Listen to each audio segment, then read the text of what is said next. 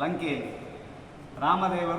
ರಾಮದೇವರ ಮಂಗಗಳೆಲ್ಲ ಬರ್ತಾ ಉಂಟು, ಸೀತಾದೇವಿಯನ್ನು ಕರ್ಕೊಂಡು ಹೋಗಲಿಕ್ಕೆ ಬರ್ತಾ ಇದ್ದಾರೆ ಅಂತ ದೊಡ್ಡ ಸುದ್ದಿ ಆಯಿತು. ಇದು ರಾವಣನ ಹೆಂಡತಿ ಮಂಡೋದರಿಗೆ ಗೊತ್ತಾಯಿತು. ಮಂಡೋದರಿ ಹೇಳ್ತಾಳಂತೆ, ನಮಗೆ ಬೇಡ, ಸೀತಾದೇವಿ ಅವಳು ಎಲ್ರಿಗೂ ಗೊತ್ತಿದೆ, ಲಕ್ಷ್ಮಿ ಅವತಾರ, ಅವಳನ್ನು ಇಟ್ಟುಕೊಂಡು ನಾವು ಹೀಗೆ ಮಾಡುವುದು ನಮ್ಮ ಇದು ಅಂತ್ಯಕ್ಕೆ ಕಾರಣ ಆಗ್ತದೆ. ಆದ್ದರಿಂದ ಇದು ಬೇಡ, ಬಿಟ್ಟುಕೊಡು, ಸೀತೆಯನ್ನು ರಾಮನಿಗೆ ಬಿಟ್ಟುಕೊಡು ಅಂತ ಮಂಡೋದರಿ ಎಷ್ಟು ಕೇಳಿಕೊಂಡ್ರೂ ರಾಮನಿಗೆ ಈಗೋ ಪ್ರಾಬ್ಲಮ್, ಅಹಂಕಾರ. ಹೇಗೆ ಇಷ್ಟೆಲ್ಲ ಆಗಿದೆ, ಇನ್ನೆಂತ ಮಾಡೋದು ಅಂತ ಆಗುವುದೇ ಇಲ್ಲ ಅಂತ ಹೇಳಿ ಅಹಂಕಾರದ ಮಾತು ಹೇಳಿದಂತೆ. ಅಹಂಕಾರದ ಮಾತು ಹೇಳಿದಂತೆ ಮಂಡೋದರಿ ಹತ್ರ, ನಿಂಗೆ ಯಾಕೆ ಹೆದರಿಕೆ ಇಷ್ಟು? ನಾನು 10 ತಲೆಯ ರಾವಣ ಇದ್ದೇನಲ್ಲ, ಎಲ್ಲ ದೇವತೆಗಳಿಗೆ ಹೆದರಿಕೆ ಆಗುವಂತಹ ಕೆಲಸಗಳನ್ನೆಲ್ಲ ಮಾಡಿ ನನ್ನಂತಹ ಪರಾಕ್ರಮೆಯ ಜೊತೆಗೆ ರಾಮ ಏನು ಲೆಕ್ಕ ಅಂತ ರಾವಣ ಸೀತಾದೇವಿಗೆ ಮಂಡೋದರಿಗೆ ನಿಂಗೇನು ಹೆದರಿಕೆ ಅಂತ ಕೇಳಿದನು. ಆಗ ಮಂಡೋದರಿ ಹೇಳಿದಳಂತೆ, ರಾಮದೇವರ ಪರಾಕ್ರಮ ಎಷ್ಟು ಇದೆ ಹೇಳಿದರೆ, ಆ ಮಂಗಗಳೆಲ್ಲ ಕಲ್ಲಿನಲ್ಲಿ ಶ್ರೀರಾಮಾಯ ನಮಃ ಅಂತ ಬರೆದು ಬಿಸಾಡಿದರೆ ಸಮುದ್ರಕ್ಕೆ ಆ ಕಲ್ಲೆಲ್ಲ ತೇಳ್ತಾ ಉಂಟು.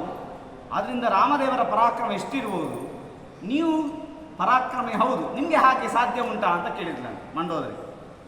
ಇವನಿಗೆ ತುಂಬ ಅಹಂಕಾರಕ್ಕೆ ಪೆಟ್ಟು ಬಿತ್ತು. ನನಗೆ ಆಗೋದಿಲ್ವಾ, ಇವತ್ತು ಸಂಜೆ ಹೋಗುವ, ಸಮುದ್ರದ ಬಳಿ ಹೋಗುವ, ಹೋಗಿ ನೋಡುವ ಏನಾಗ್ತದೆ, ನನ್ನ ಹೆಸರು ಬಳಿತೇನೆ, ಕಲ್ಲು ತೇಲ್ತದಾ ಇಲ್ವಾ ನೋಡುವ ಅಂತ ಚಾಲೆಂಜ್ ಮಾಡಿದ ರಾವಣ. ಚಾಲೆಂಜ್ ಮಾಡಿ ಎಲ್ಲ ಸಭೆಯೆಲ್ಲ ಸೇರಿತು. ಲಂಕೆಯಲ್ಲಿದ್ದವರೆಲ್ಲ ಹೋಗಿ ಸಮುದ್ರದ ಬಳಿ ಇದ್ದಾರೆ. ಬರ್ದಂತ ಶ್ರೀರಾವಣಾಯ ನಮಃ ಅಂತ ಅವನೇ ಬರ್ದ, ರಾವಣನೇ ಬರ್ದ, ಕಲ್ಲನ್ನು ಬಿಸಾಡಿದ. ಎಲ್ಲಿಗೆ? ಸಮುದ್ರಕ್ಕೆ. ಆ ಸಮುದ್ರಕ್ಕೆ ಬಿದ್ದ ಕಲ್ಲು ತೇಲಿಕ್ಕೆ ಶುರುವಾಯಿತು. ಅಲ್ಲ, ಎಲ್ರಿಗೂ ಆಶ್ಚರ್ಯ. ರಾಮ ಆದರೆ ದೇವರು, ಎಲ್ರಿಗೂ ಗೊತ್ತುಂಟು.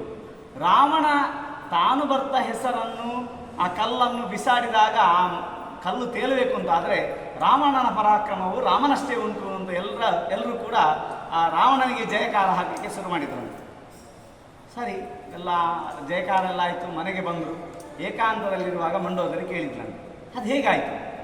ರಾಮ ಅಂತಾದರೆ ದೇವರು, ನಿನ್ನ ಹೆಸರು ಬರೆದಂತಹ ಕಲ್ಲು ತೇಲಬೇಕಾದ್ರೆ ಏನದು, ಅದರ ಮರ್ಮ ಏನು ಅಂತ ಕೇಳಿದಾಗ ರಾವಣ ಹೇಳಿದಂತೆ, ಅದರಲ್ಲಿ ಶ್ರೀರಾವಣಾಯ ನಮಃ ಅಂತ ಬರ್ದೆ ಕಲ್ಲು ಬಿಸಾಡುವಾಗ ಎಲ್ಲಿಯಾದರೂ ಈ ಕಲ್ಲು ತೇಲದಿದ್ದರೆ ರಾಮನ ಮೇಲೆ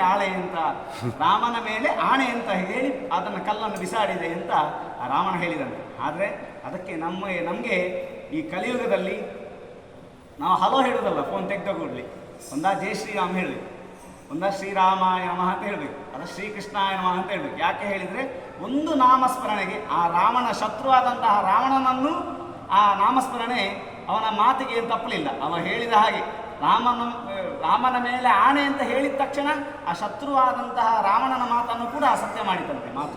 ಆದ್ದರಿಂದ ನಾವು ದೇವರನ್ನು ದಿನಾ ಬಂದು ನಾವು ನಮಸ್ಕಾರ ಮಾಡುವವರು, ನಮ್ಮ ಮಾತು ಸತ್ಯ ಆಗದೇ ಇರ್ತದೆ. ಆದ್ದರಿಂದ ಭಕ್ತಿ ಹೇಳುವಂಥದ್ದು ಮುಖ್ಯವಾಗಿರ್ತದೆ. ಆದ್ದರಿಂದ ನಿಮಗೆಲ್ಲರಿಗೂ ಕೂಡ ರಾಮದೇವರು ಒಳ್ಳೆಯದು ಮಾಡಲಿ ಅಂತ ಹೇಳಿಕೊಂಡು ಶ್ರೀಕೃಷ್ಣ ಅರ್ಪಣಮಸ್ತು. ಓಂ ದೇವದೇವೋತ್ತಮ ದೇವತಾ ಸಾರ್ವಭೌಮ ಅಖಿಲಾಂಡ ಕೋಟಿ ಬ್ರಹ್ಮಾಂಡ ನಾಯಕ ರಾಘವೇಂದ್ರ ಗುರುವಂದ್ರ ಪ್ರಣಸ್ಥ ಸೀತಾವತಿ ಶ್ರೀರಾಮಚಂದ್ರಾತ್ಮೋದ್ಧತ ಶ್ರೀ ಗೋಪಾಲಕೃಷ್ಣ ಸ್ವಾಮಿ ಬಹುವರಾಜ್ ಅಷ್ಟಕ ಪ್ರಿಯ ಅಷ್ಟಕ ಸೇವಾ ಅವಧಾರಯ.